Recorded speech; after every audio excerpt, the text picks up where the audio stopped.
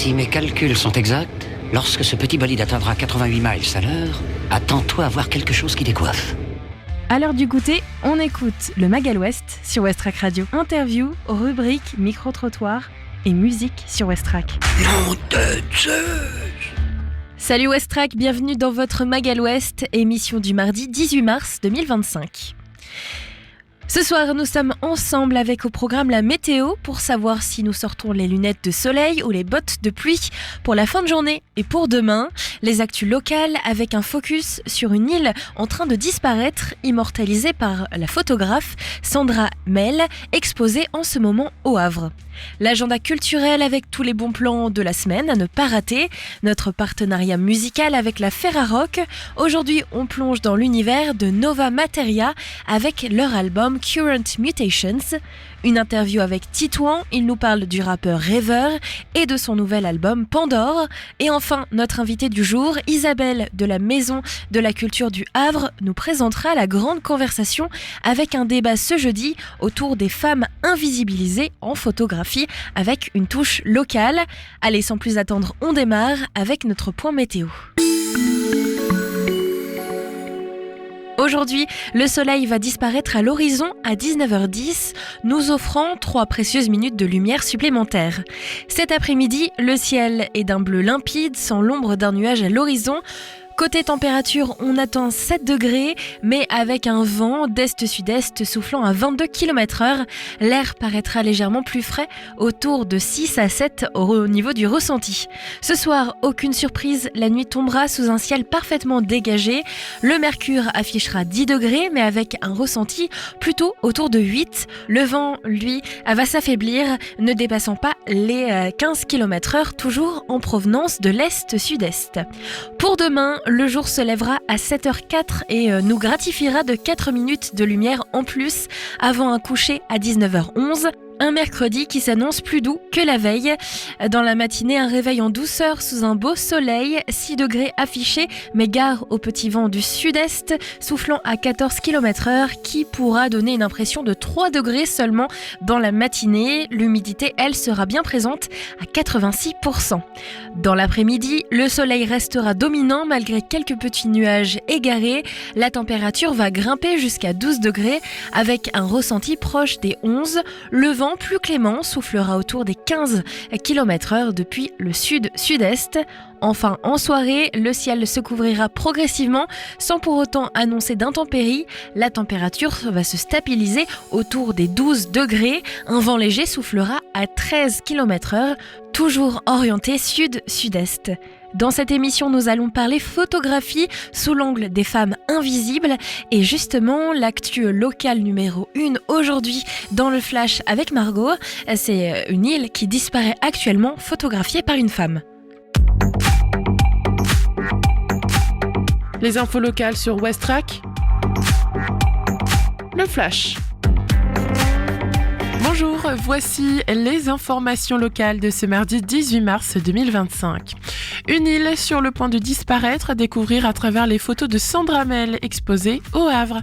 La photojournaliste Sandra Mel expose à la bibliothèque universitaire du Havre depuis hier et jusqu'au 17 mai ses clichés sur l'île Jean-Charles, située en Louisiane, et vouée à disparaître à cause du réchauffement climatique. Ces clichés témoignent de l'exil forcé des populations qui y vivent. Entrée libre de 8h30 à 19h du lundi au vendredi et de 10h à 18h le samedi. Le Havre, une exposition consacrée à l'univers des super-héros au Carré des Docks. L'exposition Super-héros Univers rassemble statues et bustes officiels de l'univers des comics, invitant les amateurs à s'y plonger durant 2 jours, les 22 et dimanche 23 mars, de 10h à 18h au Carré des Docks. Et cela quel que soit leur âge. Tarif 15 €, 10 € pour les 3 à 12 ans, gratuit pour les moins de 3 ans, billetterie sur place uniquement. Harfleur en fête, un avant-goût médiéval au marché avant la 40e fête de la scie. Ce dimanche 16 mars, les habitants d'Harfleur ont eu la surprise de croiser des comédiens costumés au marché.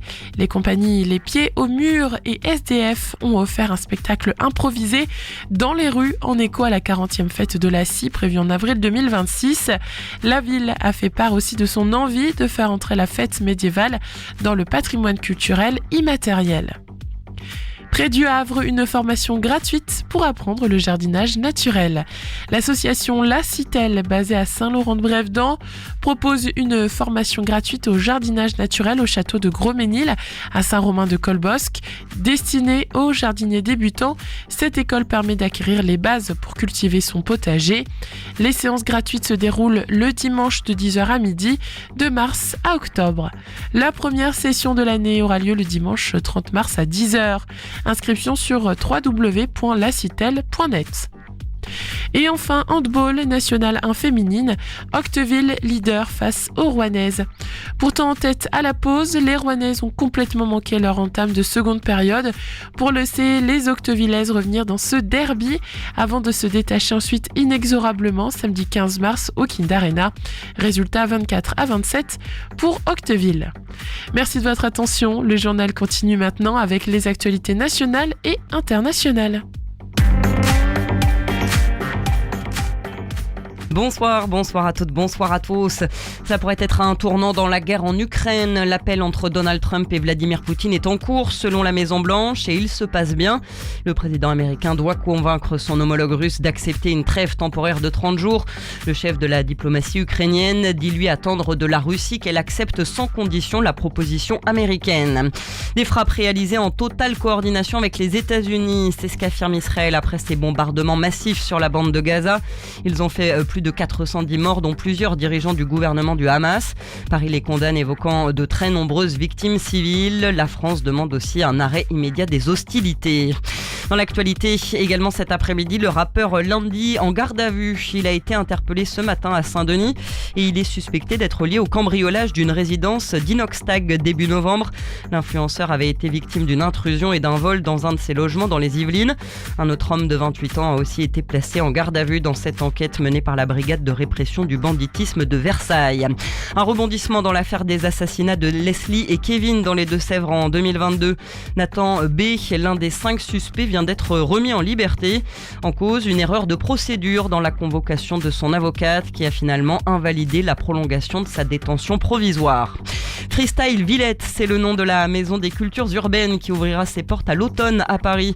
Annonce cet après-midi de la ministre de la Culture, Rachida Dati. Ce site installé au cœur du parc de la Villette aura pour objectif de promouvoir la culture hip-hop comme la danse, la musique ou encore le street art. Un projet estimé à 500 000 €. Et puis Louis Bielbiaré fait partie des 4 rugbymen en lice pour le titre de meilleur joueur du tournoi Destination 2025. L'ailier de l'UBB a inscrit 8 essais au total lors des 5 matchs des Bleus. Les amateurs de rugby ont jusqu'à lundi prochain pour les départager par un vote en ligne sur le site des 6 nations. Et c'est la fin de cette édition. Très bonne fin d'après-midi. Merci pour ces actualités locales. Alors, si vous cherchez quoi faire cette semaine, voici quelques idées. Des idées sorties pour cette semaine ou ce week-end pour te culturer sur Westrack Radio. Au Havre, une exposition des talents cachés de l'université. Des étudiants et membres du personnel de l'université présentent leurs travaux réalisés dans le cadre des ateliers du service culturel ou d'une démarche individuelle. Chaque année, c'est l'occasion de découvrir des univers artistiques divers et de constater la richesse et le talent de la communauté universitaire. Cette exposition se poursuit jusqu'au vendredi 4 avril. C'est à la maison de l'étudiant, 50 rue Jean-Jacques Rousseau. Vous pouvez donc la voir dès demain si vous le souhaitez. À Sassetot, le m'a conduit. Ce soir, un spectacle de marionnettes avec la compagnie Portée Disparue qui présente 2 fables animalières. La forêt, ça n'existe pas et de plus en plus de rien. Des fables pleines d'humour et d'espoir. Un spectacle proposé par le théâtre Le Passage à découvrir dès 8 ans à 19h au local rue Elisabeth II d'Autriche aujourd'hui. Tarif unique 5 €, réservation encore possible au 02 35 29 22 81.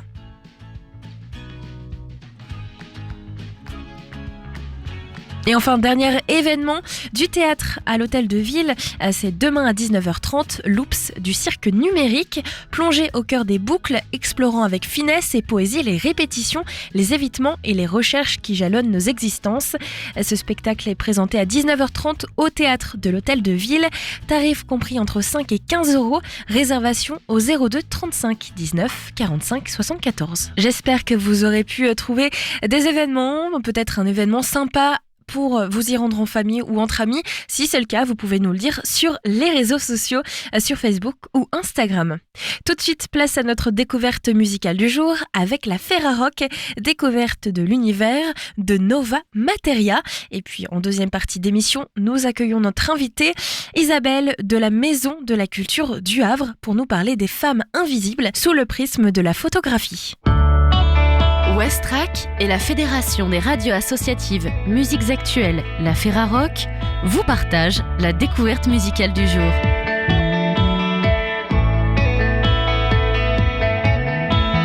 Cette semaine, la découverte Ferrarock nous plonge dans un univers où l'expérimentation sonore se mêle à l'énergie brute.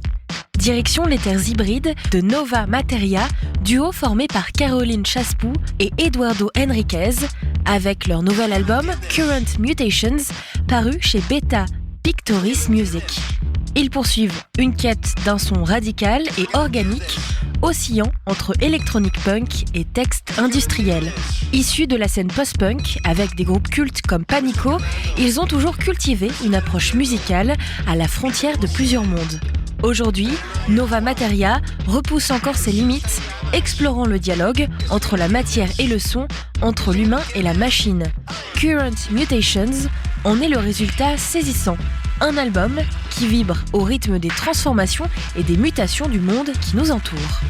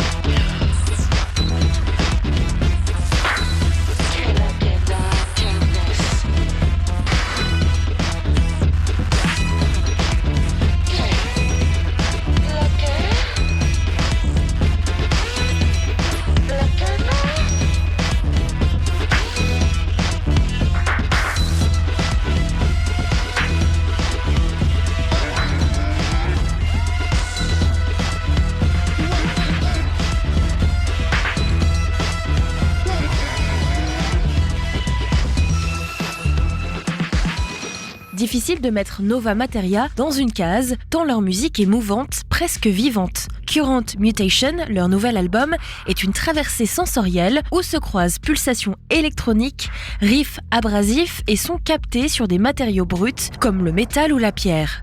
Un voyage sonore qui convoque l'urgence du punk tout en puisant dans des textures hypnotiques, de la musique industrielle et de la techno minimale. Cet album, c'est aussi une recherche sur la matière sonore en elle-même.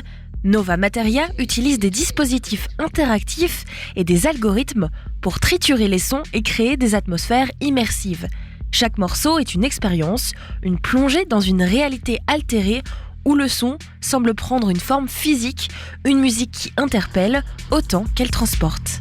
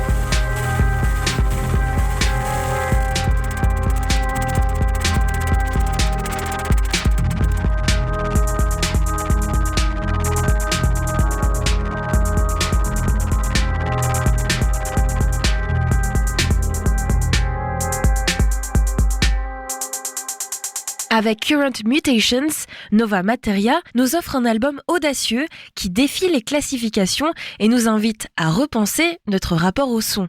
Une œuvre puissante, physique et immersive qui révèle tout le talent du duo pour transformer l'expérimentation en une expérience sensorielle unique. Cette découverte Ferrarock est une invitation à explorer des paysages sonores inédits où le punk rencontre l'électronique dans un élan de création sans limite. Current Mutations est disponible depuis cette semaine chez Beta Pictoris Music, une mutation musicale à vivre pleinement sur le site de la ferrarock.org. Le Mag à l'Ouest, info, divertissement et bonne humeur sur Westrack. Vous êtes de retour dans le Mag à l'Ouest, il est 17h19 précisément. On vient d'entendre donc 2 titres de Nova Materia, un album à écouter fort et sans modération. On aura l'occasion de parler plus amplement de ce nouvel album tout au long de la semaine avec ce partenariat Ferrarock, un autre artiste dont nous allons pouvoir parler avec un changement d'ambiance. On va parler rap avec Titouan qui est avec nous pour nous présenter Rêveur, un artiste qui fait beaucoup parler de lui avec son nouvel album Pandore, influence latino. Un concert est prévu à la Boule Noire de Paris en avril. Titouan, dis-nous tout, qui est Rêveur et qu'est-ce qui rend son projet si particulier ? Bonjour Westrack, aujourd'hui c'est Titouan et je vais recevoir par téléphone Rêveur. Rêveur, c'est un chanteur-rappeur de 20 ans qui vit dans le sud-est de la France. Il est passionné de musique et de rap depuis tout petit. Il se lance maintenant dans une carrière musicale où il espère trouver son public. Bonjour Rêveur. Bonjour. Ça va ? Écoute, ça va très bien et toi ? Ça va très bien. Aujourd'hui ensemble on va parler de toi, de ta passion pour la musique. On va aussi aborder ton concert à la Boule Noire qui arrive dans très peu de temps. Et aussi on va parler de ton dernier EP qui s'appelle Pandore et de tes potentiels projets pour le futur.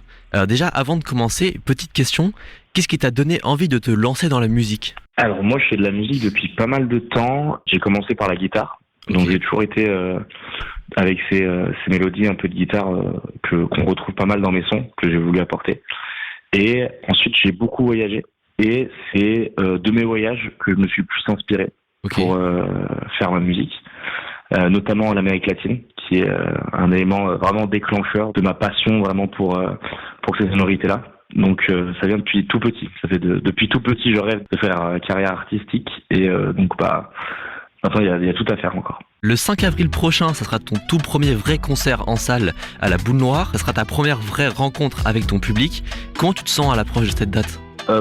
Hyper content, hyper hâte, surtout de faire ce premier concert. C'est un peu le rêve, je pense, de toute personne qui fait de la musique et qui souhaite déjà d'une rencontrer son public, parce que j'ai pas vraiment eu l'occasion de le faire. Et surtout, je trouve que c'est une occasion géniale de pouvoir partager des titres autres que via le streaming et via quelque chose qui est enregistré, parce qu'il y a quand même d'autres choses à partager, je pense, avec la musique sur scène. Et surtout là, comment nous on l'a travaillé avec de la musicien, enfin vraiment avec des vrais instruments. Donc je pense que ça va être, j'ai vraiment hâte en fait de faire ce concert. Est-ce que tu avais déjà fait d'autres concerts avant dans des bars ou dans des salles locales ? Non, vraiment c'est la première fois. Alors j'ai déjà joué dans des bars, faire un petit peu comme on dit un filage, c'est-à-dire comme les humoristes qui testent dans des petites salles, on teste dans des petits bars, dans des toutes petites scènes où il y a 10-15 personnes pour s'entraîner en fait. Parce que affronter un public, c'est aussi vraiment une expérience de scène qui est différente que juste faire du studio dans une pièce. Donc faut affronter la chose avec un petit préparatif. Donc ouais, j'ai déjà fait 2-3 toutes petites scènes, mais aucune première partie ou aucun co-plateau de petits concerts à 200-300 personnes. Donc là, c'est vraiment le premier gros petit concert entre guillemets. Donc vraiment, va falloir être prêt et je pense qu'on l'est. Et comment est-ce que tu appréhendes en quelque sorte le changement entre un bar, une petite salle de 15 personnes et là la Boule Noire, une salle de 300 personnes ? Écoute, j'ai été pas mal accompagné. Pour être tout à fait honnête, c'est un projet qui est assez ambitieux qu'on a eu avec mon coproducteur Agoram, qui on s'est dit et on veut voir Rêveur sur scène, et moi j'étais très partant. Il m'a dit ce serait cool de faire Rêveur sur scène. Donc du coup, il a contacté pas mal de personnes qu'il connaissait dans le milieu de la musique, notamment Juliana, qui est une coach de danse, Vislo d'ailleurs, que j'ai pu avoir 2-3 discussions avec lui informelles, mais qui a pu me donner 2-3 tips, ou qui a travaillé d'ailleurs avec Nouvelle École, c'est le coach scénique de Nouvelle École, donc qui a coaché énormément de rappeurs, d'artistes, donc Favé, Zola, la JR. Donc c'était vraiment quelqu'un qui a beaucoup d'expérience, qui a pu me donner pas mal de tips pour la scène. Donc en fait, j'ai eu beaucoup d'éléments qui ont fait que je me sens plus vraiment prêt à être sur scène. On ferme la page de ton concert et maintenant on va aborder ton deuxième EP qui est sorti le 21 juin dernier et ça s'appelle Pandore, ça comporte 8 titres. Comment est-ce que tu as construit ce projet et pourquoi ce titre? Qu'est-ce que ça signifie pour toi, Pandore? Alors, Pandore, ça a été le premier vrai EP que j'ai fait en studio, puisque le premier EP que j'ai fait instable a été enregistré dans ma chambre. Donc lui, c'était le premier vrai EP après signature. Donc pour moi, c'est un projet qui a énormément d'importance parce que j'ai mis énormément d'influences latines dedans. Donc il y a beaucoup d'influences artistiques au niveau argentin, aussi pas mal chilienne, puisque j'ai fait beaucoup de voyages dans ces pays-là. Et ça m'a vraiment permis d'avoir des sonorités qu'on retrouve pas de base dans la musique française et que je trouve qu'il manque. Et du coup, je me dis, il faut que je fasse un projet vraiment, peu importe s'il plaît ou pas, en tout cas, qui me ressemble et qui correspond à ce que je veux faire. Et je trouve que le pari était plutôt réussi, même au niveau des Rex et Alcem, donc c'est un ingénieur son mixeur qui est vraiment extraordinaire. Et donc là, on prépare ensuite le prochain qui va sortir dans quelques mois. Et donc là, ça bosse beaucoup. Pareil, toujours aller dans ce côté latino pour avoir des sonorités un petit peu qui choquent les Français, parce je trouve que les Français se reposent un peu trop sur justement les bases très afro, très France classique du rap. On va pas essayer de chercher, tu vois, des nouvelles sonorités, comme par exemple le nouvel album de Bad Bunny. Tout le monde a un peu écouté, ça a choqué tout le monde et tout le monde s'est dit ah ok, ça c'est vraiment cool aussi, ça existe aussi et on peut l'amener sur la scène. Et donc je me suis dit, ça c'est en tout cas mon défi personnel, c'est de ramener cette sonorité là un petit peu en mainstream au niveau francophone.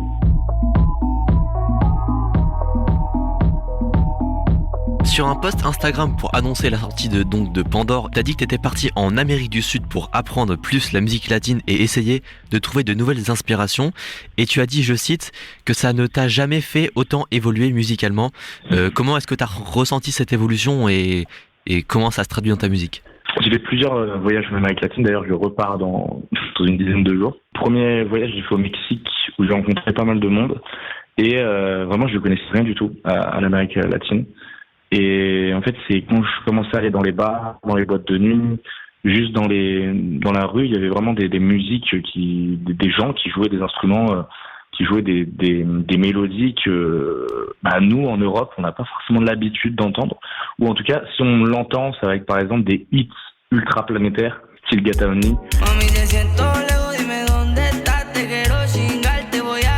Ça, c'est 1/1000 ou 1/100000 de ce qui peut exister vraiment dans cette culture latine. Et tous les jours, on découvre des sous-genres et on se dit, mais waouh, en fait, ça, c'est incroyable. Personnellement, j'écoute vraiment beaucoup de styles. J'écoute énormément de musique latine, mais que ce soit argentine, mexicaine, chilienne, colombienne. Et vraiment, chaque pays a ses propres manières de faire de la musique et a ses propres codes, entre guillemets. Et je trouve ça, en fait, ultra intéressant. C'est vraiment un domaine qu'on connaît pas du tout assez, je trouve, en France. On est plutôt inspiré par les États-Unis. Et je trouve ça assez dommage, du coup, qu'il n'y ait pas assez de cette sonorité, tu vois. Est-ce que pour toi, dans ce projet Pandore, il y a eu une chanson plus difficile que les autres à écrire? Validé. J'ai comme envie, mais pour toi, ça signifie que t'étais déjà validé. Parce que c'est une musique que j'ai écrite où je me suis vraiment embêté sur le texte. Alors, c'est pas que les autres musiques, je m'embête moins sur le texte, mais c'est que j'ai vraiment essayé d'apporter Enfin, j'étais dans une période où j'étais dans un entre-deux avec plusieurs personnes et c'était un peu compliqué. Et c'était une période de ma vie où j'étais un peu dans des doutes. Et donc, j'ai vraiment écrit ce texte. Alors, pour le coup, je l'écris très rapidement parce qu'en fait, ça sortait très vite. Je savais exactement ce que je voulais décrire dans cette chanson, mais je trouve que c'est la musique la plus complexe en termes de paroles que j'ai pu écrire. Et il y en a une d'ailleurs qui va bientôt sortir, que je trouve qui est encore mieux écrite, qui est pareil dans ce genre-là un petit peu, qui relève, enfin de toute façon toutes mes musiques à chaque fois ça relève vraiment une partie de ma vie, un moment clé dans ma vie. Je préfère écrire des choses qui ont moins forcément d'impact en termes de paroles, je vais pas dire des choses folles, mais qui décrivent vraiment une réalité plutôt que quelque chose que je vis pas. C'est dommage, les artistes qui écrivent des choses qui ne vivent pas vraiment. Donc, je suis dans cette optique-là. Dans le projet Pandore et dans tes chansons en général, c'est quoi les grands thèmes qui sont abordés dans tes chansons? Alors là, j'ai essayé c'est quelque chose qu'on me relaye souvent, ça parle beaucoup de femmes. Et alors c'est vrai parce que pour moi déjà c'est un sujet, parce que j'ai eu vraiment pas mal de complications dans ce domaine-là. Et donc pour moi c'est un vrai sujet et il faut que même on n'en parle pas assez. Et parler de choses qui m'intéressent pas dans le style... en fait je suis un artiste, donc rappeur, chanteur, qui ne va pas forcément parler de délinquance ou qui va parler de violence parce que c'est pas moi. Donc je vois pas l'intérêt de parler de choses qui ne sont pas moi. Ensuite les sujets abordés c'est plutôt des sujets de vie. Là prochainement que j'aimerais beaucoup parler, ça va être surtout une introspection que je pense au quotidien, mais je pense que beaucoup de gens en pensent et qu'en fait on ne dit pas assez. Donc ça va être vraiment des trucs plutôt personnels et moins de films et plutôt de choses vraiment de la vie quoi, qui sont poignants dans la vie. Dans ce projet Pandore, tu mélanges absolument tous les styles. Il y a de la trap, du rap, de la mélo, de l'électro, du reggaeton et plein d'autres styles. Comment est-ce que tu as ressenti l'accueil de ce projet par ton public ? Écoute, j'étais plutôt satisfait, pour être tout à fait honnête, parce que c'est pas du tout, par exemple, beaucoup de personnes m'ont connu avec le titre 4-4 Merco. Mais j'ai changé dans le 4-4 Merco, de savoir fait péter l'Américo. C'est un titre que j'apprécie énormément, et c'est un titre qui est vraiment différent de ce que je veux faire maintenant. Puisque c'est un titre que j'avais fait quand j'avais 16 ans, j'étais très très jeune. Et j'avais pas du tout la même mentalité que maintenant et je suis plus du tout la même personne à ce moment-là. Et donc même le style que je veux faire maintenant n'a rien à voir avec le style que je faisais avant. Donc j'ai trouvé que l'accueil était vraiment plutôt bonne parce que j'ai pris des grosses prises de risques. Par exemple avec Espoir où j'ai pris pas mal de risques avec l'électro sur la fin. Et j'ai pas ton temps, je te réponds après. Je rentre pas dans les codes, j'ai pas trop déjà tracé. C'est bon, ça me plaît, je finirai au ciel. Mais je me suis dit bon, c'est quelque chose qu'il faut faire et au final c'était super bien reçu.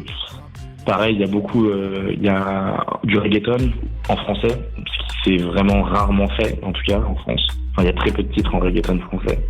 Après, il y a plutôt de la mélo, il y a, comme tu as dit, un peu de trap. Donc en fait, j'ai voulu vraiment montrer cette diversité latine qu'on peut retrouver. Et encore, c'est une infime partie de ce que j'aimerais proposer. Mais du coup, petit à petit, j'aimerais commencer à pousser de plus en plus le curseur vers des sonorités qui sont de moins en moins entendues. Et donc là, le prochain projet, ça va envoyer un peu là-dessus. Tout à l'heure, tu parlais de Espoir. Moi, personnellement, c'est mon titre préféré de l'EP. Mais toi, c'est quoi ton titre préféré de l'EP ? Ah, c'est Espoir aussi. Bah super. C'est Espoir et la Otra aussi. Et la Otra, j'aurais pu avoir la vie plus simple d'un autre gars. Partir dans les îles, avoir une vie d'aloca. J'aurais pu avoir tout ça au bout des doigts, juste au bout des doigts. Et je voulais absolument sortir parce que je savais que c'était un bon... Enfin, j'aimais beaucoup le titre. C'est un titre que j'aimerais énormément faire en festival et en concert. Est-ce que tu vas le jouer du coup le 5 avril ? Ah oui, bien sûr, ok. Obligé. On ferme la page Pandore et on attaque maintenant à ton futur parce que tu as teasé, il y a plusieurs sons sur ton TikTok dont un freestyle intitulé Freestyle en Thaïlande. Millions de nanas, je fais le tour de la Thaïlande en bacon. Elle me rappelle que c'est pas une tana, je rallume un zépo au milieu de la game. Est-ce que ces titres vont bientôt sortir ? Écoute, pas pour le moment. Le freestyle Thaïlande, non, pas tout de suite. C'était juste un petit freestyle comme ça, peut-être plus tard dans le futur, dans un album ou dans un autre projet, mais pour l'instant, non, des freestyle Thaïlande, non. Surtout que j'en ai fait plusieurs, mais j'en ai sorti en vidéo, mais j'en avais écrit plusieurs. Et par contre, là, je crois que c'est le 7 mars, sur Montel qui sort. C'est un titre qui va sortir avec une multitude de titres par la suite. On va recommencer à être actif. J'ai pas été inactif, mais c'est que maintenant ça prend vraiment beaucoup plus de temps qu'avant. Parce qu'on travaille avec des équipes et du coup, je suis plus tout seul en fait à prendre les décisions, la direction. Enfin, vraiment, on est plusieurs à travailler là-dessus pour essayer de faire les choses au mieux, évidemment. Donc c'est vrai que sortir un titre maintenant, ça prend plus de temps, c'est plus d'énergie. Mais du coup, dans quelques semaines là, un nouveau titre qui sort. Montel. Très très content de ce titre. Je suis plutôt fier de ce titre. Et donc une petite dernière question, donc tu as dit que tu avais un projet en préparation pour cette année, il arrive plutôt en fin d'année, en milieu d'année, il arrive à peu près quand ? Ah c'est bientôt. Ça va drop bientôt, on va être milieu d'année. Un projet, ce serait là pareil, ça va être encore plus diversifié qu'avant. Ça va être un petit pari mais je pense que ça peut le faire. Et avant de terminer cette interview, quel titre est-ce que tu aimerais faire découvrir aux auditeurs qui ne te connaissent pas encore et qui aimeraient apprendre à te connaître? Ça, c'est une super question. Je pense que j'ai 2 titres en tête pour voir les 2 facettes. Donc, il y a La Otra, pour moi, qui introduit très bien le style latino, un petit peu trap, où il y a un peu de mélodie, mais en même temps, ça kick. Donc ça, c'est un titre très cool. Et la Otra, j'aurais pu avoir la vie plus simple d'un autre gars, partir dans les îles. Et pour de la musique un peu plus calme, un peu plus profonde, soit Validé. J'ai comme envie, mais pour toi, ça signifie que t'étais déjà validé. Ou soit À l'aube. Elle me plaît trop, je pourrais tout lui dire à l'aube, mais je la connais depuis. Merci Rêveur. Eh ben écoute, merci beaucoup à toi. Et donc foncez écouter Rêveur sur toutes les plateformes si vous voulez découvrir son univers, et notamment, il nous l'a dit il y a un instant, La Otra Validé ou encore À l'aube. Merci beaucoup.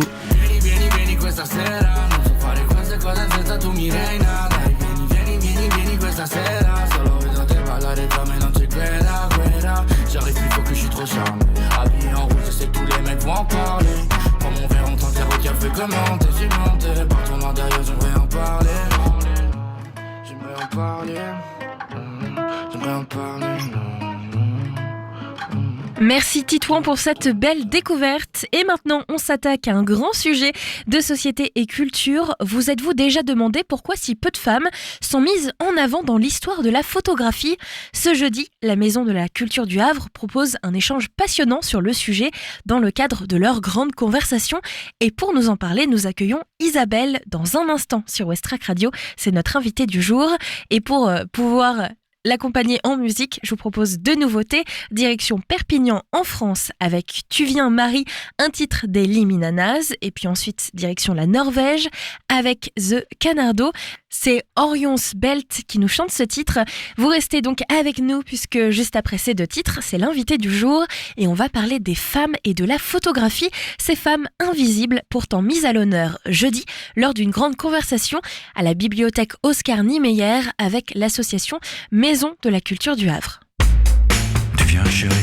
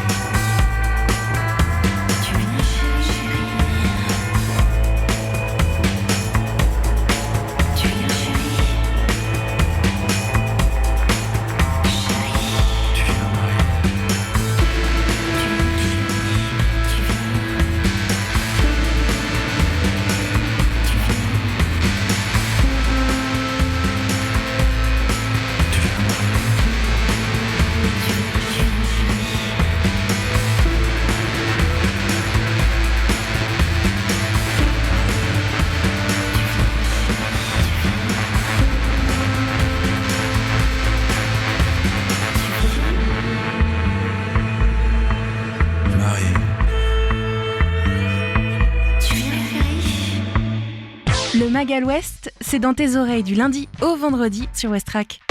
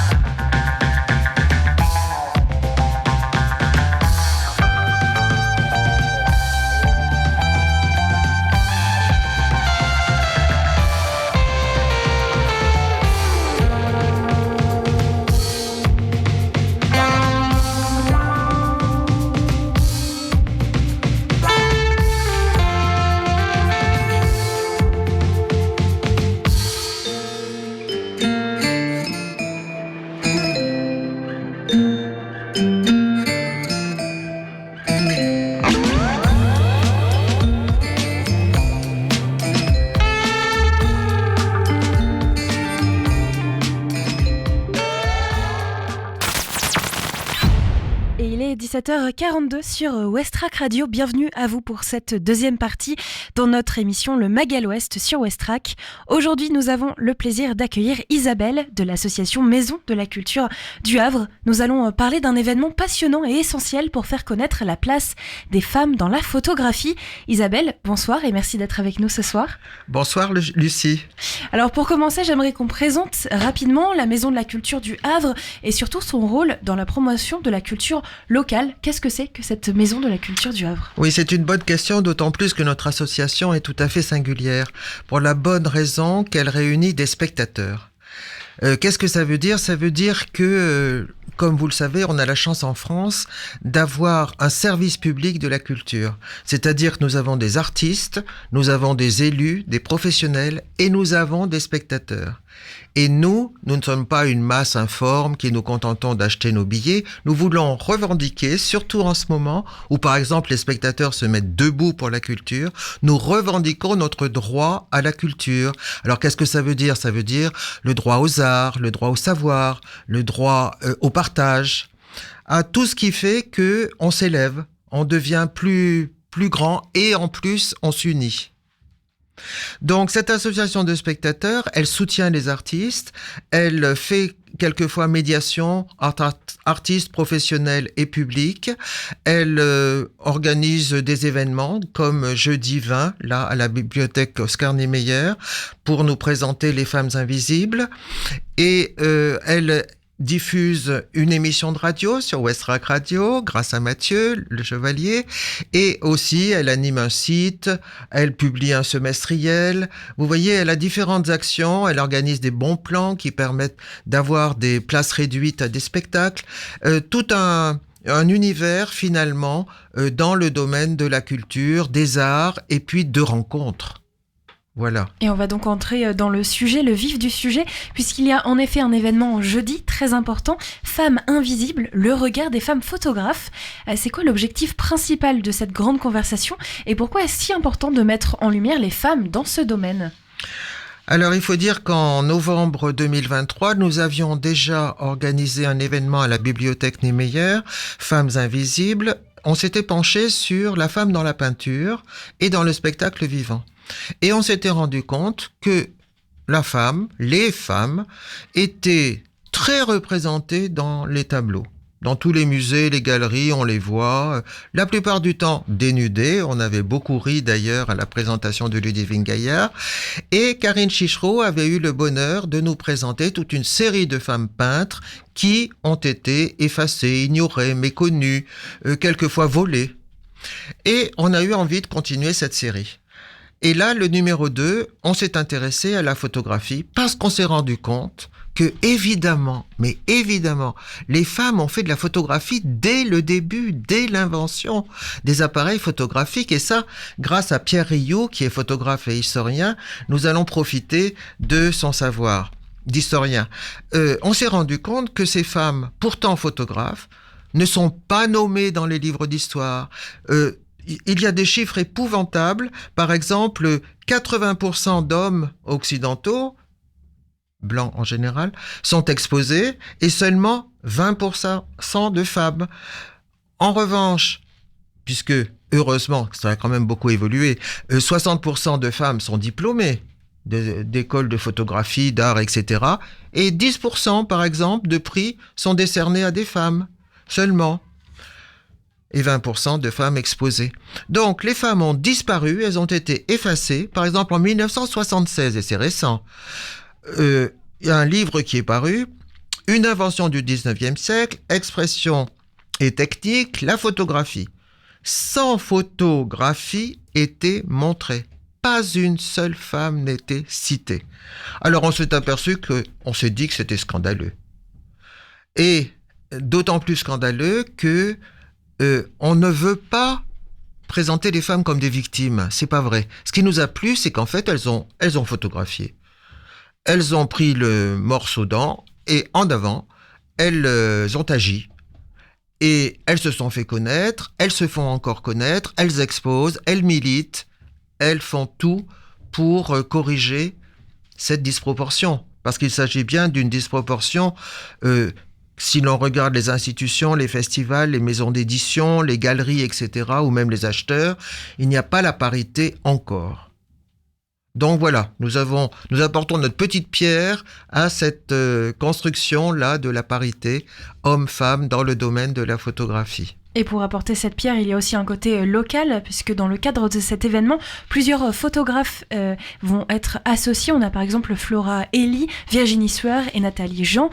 Quelles sont les spécificités de leurs travaux et comment est-ce qu'elles participent à la réécriture de l'histoire de la photographie à travers cet événement? Vous utilisiez le mot de corriger, correction. En quoi cette grande conversation va peut-être corriger justement ce qui a été fait avant? Si déjà on peut sensibiliser notre public à cette problématique, on aura gagné quelque chose. Mais alors j'ai eu la chance de pouvoir travailler avec une équipe tout à fait dynamique, puisque Nathalie Jean est présidente du festival Are You Experiencing? Donc localement, elle réunit régulièrement des photographes, elle expose dans différents lieux du Havre. Et elle est en même temps documentaliste au lycée des métiers de l'image, le lycée Saint-Vincent-de-Paul. Et nous avons du coup invité Marilène Ranou, qui est professeure de photographie dans ce lycée. Et Virginie Sueur a suivi ses cours. Et d'ailleurs, je recommande à tout le monde d'écouter Westrack Radio, Viva Culture, parce que il y a des podcasts avec des interviews de ces photographes qui expliquent leur travail. Par exemple, Flora Elie a beaucoup voyagé. Elle a rapporté des photos extraordinaires de ses voyages en Inde, notamment. Virginie Sueur, qui habite à Amiens, fait des photos plutôt de paysages. Elle est très frappée par la lumière du Nord. Nathalie Jean est photographe également. Et dans cette équipe, nous avons aussi Claire Daniel, qui, elle, représente le club photo Spot Nature, qui expose aussi régulièrement. Par exemple, les dernières fois, c'était au Jardin Suspendu. Et Anne-Marie Zucchelli, qui nous vient de Paris et qui, elle, a travaillé longtemps au Centre Pompidou. Donc, avec cette petite équipe, plus Catherine Desormières, dont on a l'habitude à Westrack Radio, parce qu'elle y diffuse des pastilles et des chroniques aussi sur la photo à cette occasion, nous avons construit toute une heure et demie de débats, d'échanges, de photos, bien sûr, sur l'événement. Et puis il y a aussi Anne Kuhn et Béatrice Tupin qui, je pense, ont été aussi invitées de Viva Culture sur Westrack Radio, respectivement responsables du festival Les Femmes s'exposent à Olgat. Elles sont également présentes ce jeudi. En quoi cela apporte quelque chose, ce festival et ce lien avec la Maison de la Culture? Pourquoi c'est pertinent dans ce contexte de se mettre ensemble sur ce sujet? Alors, Béatrice Tupin a fait un travail extraordinaire avec cette idée. Une idée peut-être farfelue, ou dont on dira « Oh, c'est sexiste, elle n'expose que des femmes ». Mais comme d'habitude, on n'expose que des hommes, on va pas protester. Et elle a eu le mérite, effectivement, d'offrir à la vue de tous, parce que c'est dans les rues, ce n'est pas enfermé dans des galeries ou dans des musées, elle présente des photographies de femmes, depuis plusieurs années. Quant à Anne Kuhn, elle présente, elle met en scène des photos. Par exemple, elle photographie des femmes, mais elle les retrace dans des contextes historiques ou picturaux pour montrer la vie, l'histoire, l'amour et la liberté. Voilà, elle les met en scène. Et ça donne des photos effectivement extraordinaires qu'elle expose d'ailleurs à l'abbaye de Graville à partir du 28 mars jusqu'au mois de mai, dans le cadre de Are You Experiencing? Quant à Marie Daucher, elle, je vais dire qu'elle est militante, elle est photographe et elle a été choquée, mais comme nous d'ailleurs quand nous avons découvert cette problématique, elle a été choquée par la différence de traitement entre elle et d'autres photographes, hommes, pour qui on ne pose absolument aucune question ni de talent, d'intervention, d'exposition, de travail, on ne les remet pas en cause, etc. Pour la bonne raison que, par exemple, une anecdote très drôle, elle a fait un portrait à la barbe. Pourquoi ? Parce elle a pris un mème sous le pseudonyme de Vincent David et a publié sur un blog des propos, des réflexions de ce Vincent David. Et ça lui est revenu. Mais ne dis pas ça Marie, écoute plutôt Vincent David. Alors que c'était elle. C'était elle. Oui. Alors, Marie Daucher, ce dont on peut lui être redevable, c'est que par exemple, elle s'est rendue compte aux rencontres photographiques d'Arles de l'immense disproportion des femmes exposées. Donc elle a pris contact avec le directeur qui n'a pas répondu. Elle a créé un collectif, il y avait 500 photographes se sont réunis pour l'occasion. Une lettre a été publiée dans Libération jusqu'à obtenir la parité homme-femme aux rencontres photographiques d'Arles. Et effectivement, je pense dans la mouvance, pas seulement de son action, mais aussi peut-être de mouvements féministes, le ministère de la Culture s'occupe largement maintenant des questions d'égalité homme-femme et de parité homme-femme dans la culture. Elle sera donc présente Elles seront présentes pour voilà. La grande conversation. Et puis il y aura aussi, vous l'avez mentionné, Pierre Rioux qui retrace l'histoire de la photographie côté femmes. Comment est-ce que son intervention va permettre de mieux comprendre l'histoire des femmes photographes et surtout leur contribution à cet art? Alors, il va être l'auteur de deux choses. Tout d'abord, un diaporama, puisque je conseille évidemment aux spectateurs d'arriver tôt, parce que la jauge est réduite à la bibliothèque Niemeyer, et on risque de ne pas pouvoir entrer. Donc, dès 18h, le diaporama va tourner en boucle, comme nous avions fait d'ailleurs la dernière fois à propos des tableaux. Et là, ce sera beaucoup de photos que nous aurons l'occasion de regarder. Et quand il nous présentera l'histoire, là aussi, il s'appuiera sur des photos. Il a choisi un certain nombre de femmes représentatives de l'histoire, par exemple, au début, au 19e siècle, bien sûr, les toutes premières qui se sont emparées de ce médium. Puis, dans la suite, par exemple, bien sûr, au 19e siècle, mais ensuite au début du 20e, les surréalistes, puis les contemporaines, et il va terminer sur un sujet qui lui tient à cœur, les femmes photographes qui ont été tuées dans l'exercice de leur métier. On va laisser la place aussi aux jeunes dans cette grande conversation avec le lycée des métiers de l'image Saint-Vincent-de-Paul.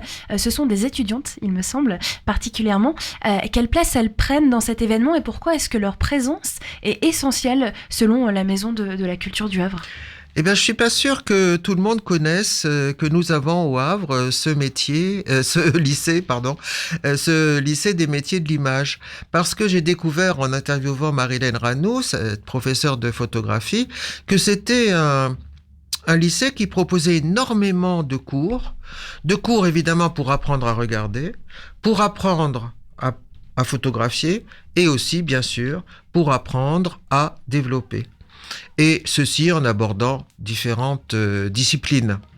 Et ce que je ne savais pas non plus, c'est qu'il y a énormément de débouchés.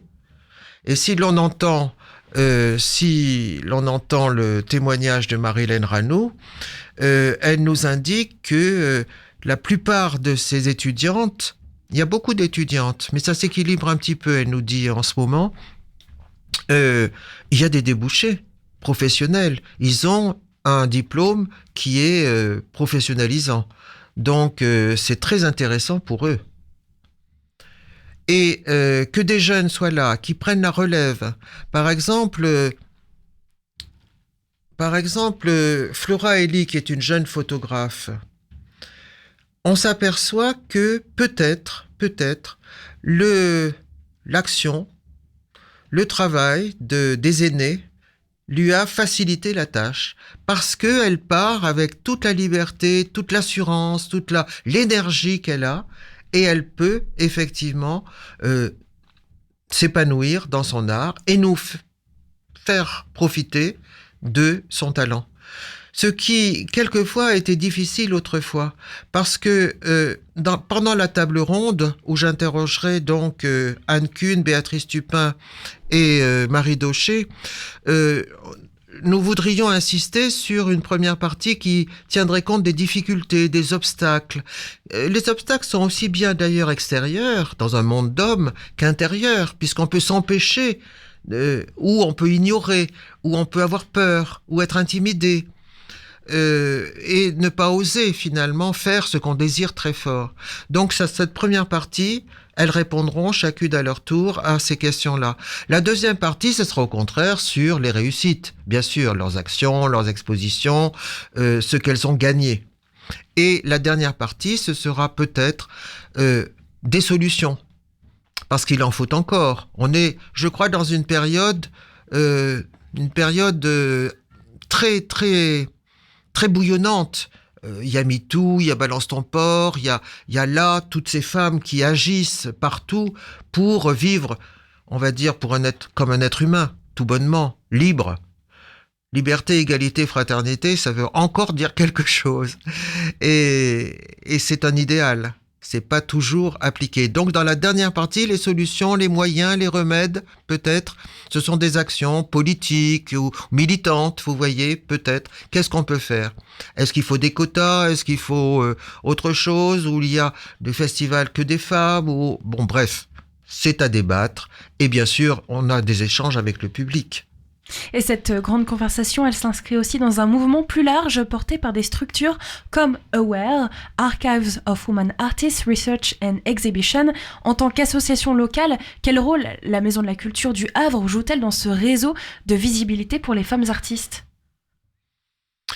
C'est une petite pierre que nous apportons parce que Camille Morino, quand elle a fondé AWARE, évidemment a voulu essayer de réparer et de rassembler toutes ces femmes actives, ces femmes qui sont dans l'agentivité et qui sont plus soit cantonnées à la maison, soit cantonnées dans des métiers soi-disant faits pour les femmes, alors que les hommes auraient loisir d'en faire d'autres.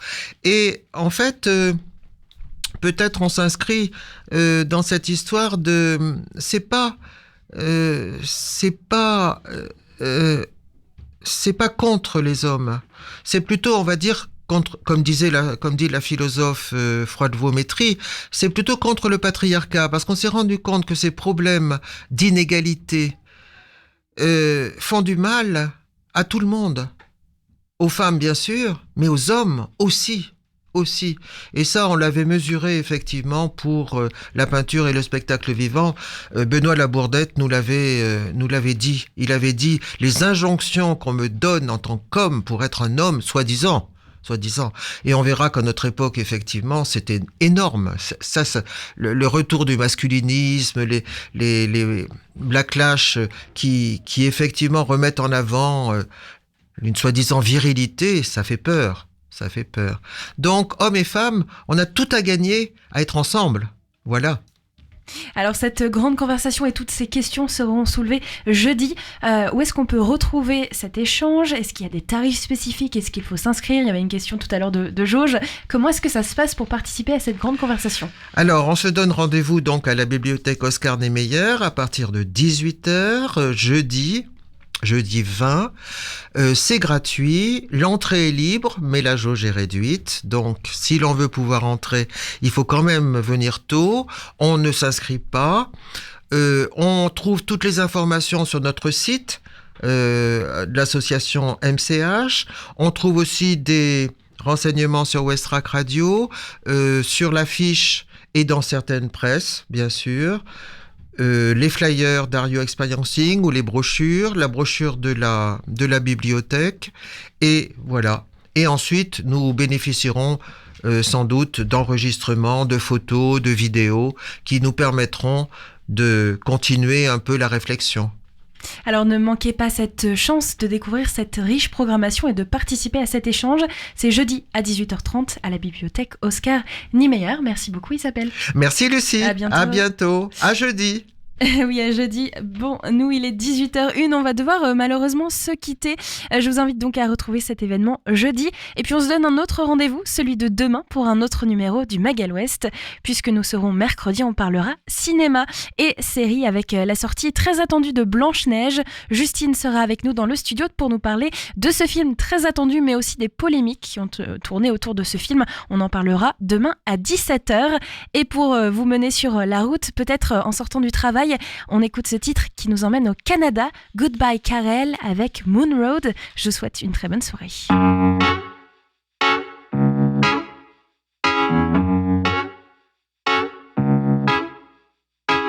Stop praying 'cause it didn't work. I'm waiting for the stars to know my worth.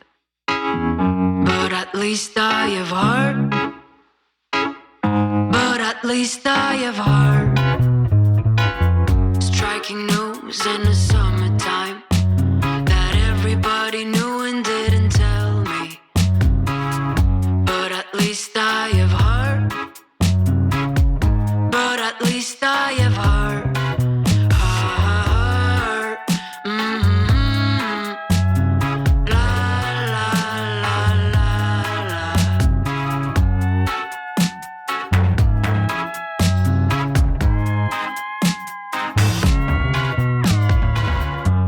I'm looking at the moon try, and that's alright if she don't shine. 'Cause at least I have heart. 'Cause at least I have heart. Heart. Mm-hmm. La la la la la.